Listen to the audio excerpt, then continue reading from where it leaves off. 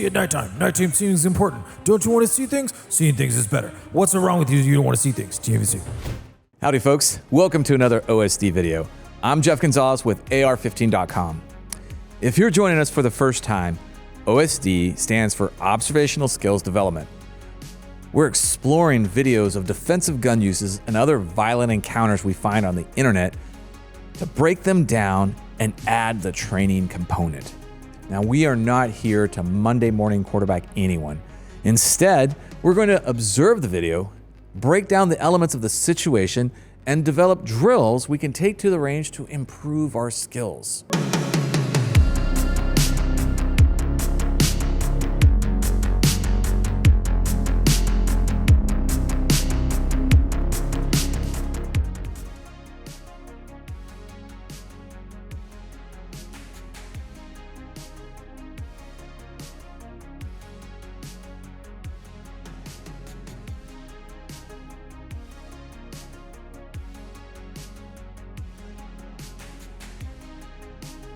In this video, it's the first time we get to talk about team tactics. Our couple used their skills to confront, pursue, and ultimately take into custody a suspect attempting to rob the restaurant they were on a date at. We'll be exploring shooting from a seated position, creating an acceptable shot in less than ideal positions, and maintaining muzzle discipline in transitional spaces. For this drill, we're going to be practicing simple and complex versions to ultimately build our skills and to perfect the outcomes. We want to always ensure safety is first and foremost by practicing the firearm safety rules anytime you're handling firearms. All right, so we're out at the range for live fire drill number 1. Here's the scenario. Josh is out with dinner with his friend, all right? What's gonna happen is there's gonna be an armed robbery that takes place here. So what Josh is gonna have to do first is that he's gonna have to immediately engage. We're gonna use this first one as an immediate threat, which means that he's gonna stay seated, draw safely without covering his friend, and engage the target. Then Josh is gonna stand up, feign compliance, blade his body somewhat to get a sneaky draw out, and then at his opportunity, he'll then engage the target. And the third drill is gonna be a direct contact. He's just gonna get up, start aggressing towards the target as he actively engages the target. All right, let's see how this goes. Josh, you ready? Yes, sir. All right, here we go. One final thought. Don't shoot yourself. Don't shoot myself. All right, here we go. Shooter ready. Stand by. Go. Nice. Good. Safely return to the holster. Good. So 3-round drill. My bad. 3-round drill. Good to know. I'll throw a 4th round in there. Oh, are we doing 3 on this? 3 and 3. Okay. Every rep is going to be 3 rounds. Okay. All right, so shooter next, I want you to stand up, feign compliance as you move off, get your sneaky draw out, and then 3 rounds. Remember your maximum limit right here. Shooter ready? Go. ¿Qué, señor? ¿Qué, señor? No, Nice. Good. All right. Third one, actively engage the target. Direct fire, direct threat. Which direction are you going to go? I'll go left. Just Okay. All right, here we go, shooter. Ready? Stand by. Go.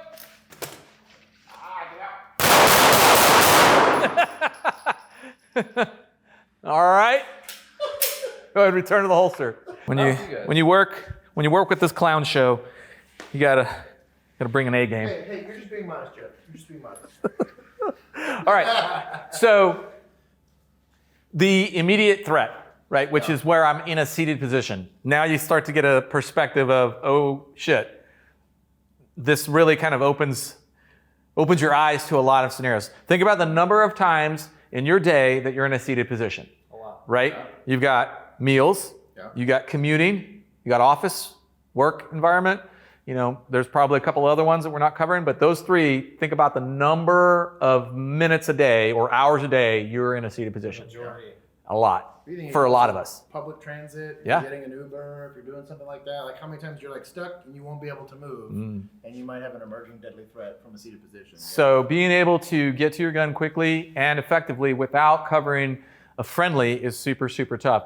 One of the things that we try to do is communicate, but it's not a priority at that point. The priority is for you to clear your field of fire, not for them to avoid becoming part of your field of fire. Yeah. Do you understand the difference there? You have to make it because number one, that gun is going to be cooking off right in front of them.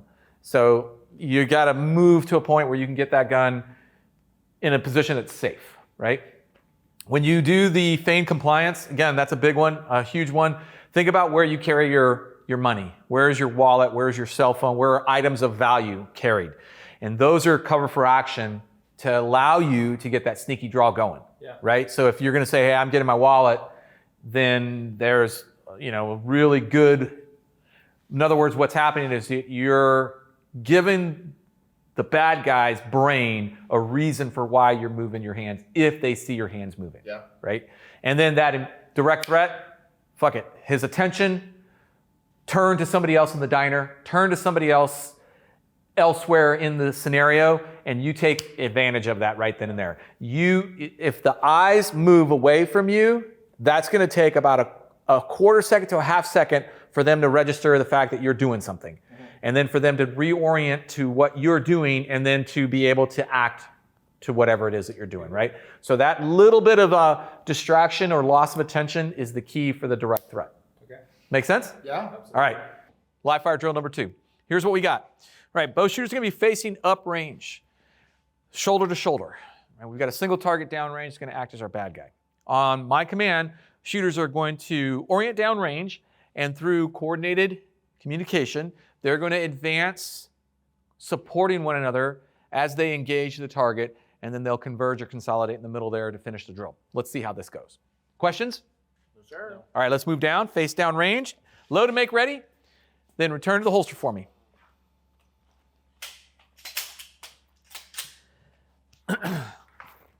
And Josh, I'm just going to tell you that there might be somebody that criticizes the fact that you're wearing 2 different socks. Yeah, I'm here for it. Just want you to know that. I'm here for it. Just in case. This one's a worn-in sock, and this one's not. Well, one's got the Under Armour logo, Yeah. and the other doesn't. I'm here for it. All right, shooters.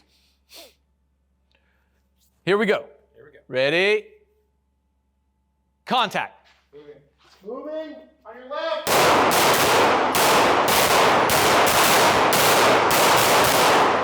And loading. Hold. Move on me. Ceasefire! All right, go ahead and return to the holster. Who wants to claim ownership of that one round in the white? Little Susie that just got whacked because you missed. Wait, you said you knew. I don't know. What's that? You know what? I don't know if it was me or you. We'll get sued together. Because they're going to say, can we determine? No, you're both going to prison. All right, in this scenario, one of you is going to be an unarmed family member. Okay. All right? So in this scenario, the unarmed family member needs to be managed by the armed family member. Okay. And the armed family member needs to deal with the shoot threat at the same time. Okay? So the unarmed family member is going to comply with whatever you tell them, whatever you do, but you have to maintain contact with one another. I don't care how you do it, right? Got to figure out a way to stay in contact. Cannot break contact. In other words, physical contact between the two of y'all. And then same scenario. Want you to advance on the target, but you've only got one person to support or one person to engage the target. The other person is an unarmed family member that is, in a sense, along for the ride. You better hope it's not me. All right? Now I'm going to call a name. The name that I call will be the unarmed family member. Unarmed. Unarmed. Okay? Unarmed. Unarmed. Questions? All right. Are you going to shoot one hit? Here we go. Shooters ready. Shooters ready. Stand by. Josh. Help me! There's some stairs!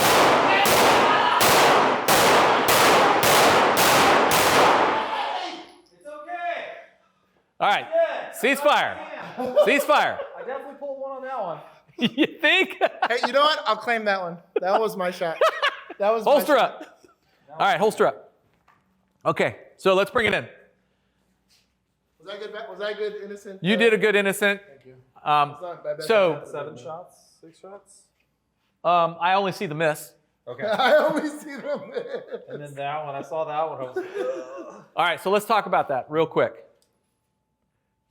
Realistic, right? Okay. You're out, you're at a mall, you're in a parking lot, immediate threat. it's one idea to get your family member to separate from you. Yeah. It's another idea to use your projectiles that you're firing as cover. And so the best place for that unarmed family member would be behind you. Yeah. That is delivering effective fire, right? So that's why effective fire is so valuable, is because if you're putting good rounds on the bad guy, the likelihood of them being able to return fire is very, very low. Therefore, increasing the safety of your loved one that is trailing behind you. Let's talk about how to do that, okay? Josh, your method was to kind of reach around, do this crazy kind of like clamp around here. That's awesome, okay? Another way would be just to reach back, grab their hand, Okay. and hold their hand, and use the hand to kind of guide them. Another way, Josh, grab my belt. And now I have two hands. Oh, I feel safe. I have two hands to go to. Totally. All right, relax. That's what I was trying to figure out, was how do I get both hands and not make contact. So that's part of the reality of this kind of scenario. What am I going to do? What have I thought about? How am I going to work this? What if it's a child? Yeah. What a child that's maybe in the 10-year range, right? I'm not going to be able to carry them. How am I going to control them? I think a lot of that comes also like as the non-shooter here. If I had that briefing and we had actually drilled this, Yeah. I'd already know, hey, if he's shooting, my job is to grab his belt. Yeah, or yeah. If he tells me to run, I know to run. Yeah. But that a lot, I think. Yeah, briefing but I didn't want to is- necessarily give you too much because I wanted to see some authenticity about how you guys are going to react. Yeah, as I say, without a plan, that's kind of what happens. And that's most likely what's going to happen. Yep. All right, so live fire drill number 3. Here's what we're going to be doing. Shooter's going to start at ready position, and they're going to start advancing towards the target. And we have the range laid out with these cardboard targets acting as no-shoots, friendlies, right? So the design will force the shooter to maintain a safe field of fire. He's going to have to move the weapon system into a position that does not compromise the safety of these no-shoots, right? But at the same time, be able to clear up his field of fire to take a shot when I call it. So I'll have him kind of serpentine through this scenario here, and as he is, I'll call command to fire, and he'll have to engage the target and move himself into a position that he doesn't jeopardize the safety of the no-shoots and keeps his muzzle in a safe direction the whole time. Let's see how this works. All right, shooter, load and make ready. All right, let's go ahead and move a little bit to the left. All right, here we go. Shooter ready. Stand by. So at this point is your muzzle. There we go. Stand by. Go.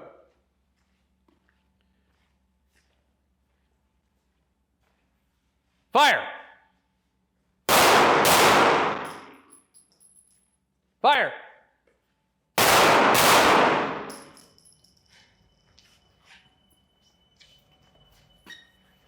Fire.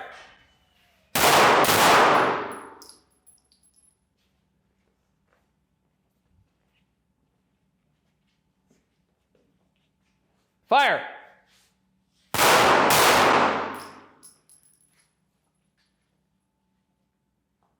Fire.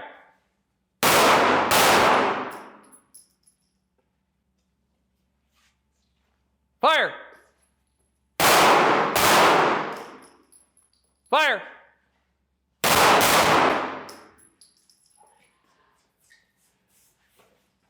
Fire.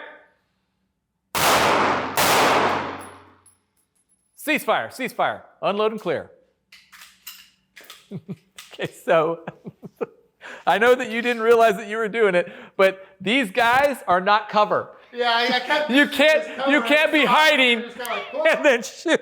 That was awesome. I kept trying to, and I do it, and I was like, man, this guy's pissed. Every single time I did it, I was like, this person probably hates me. But right away, the big difference between like where you were starting, and as soon as I made that comment about, hey, where's your field of fire?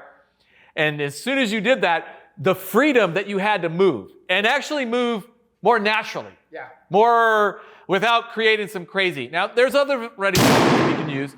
We can use a high port, a high port which keeps the gun up high.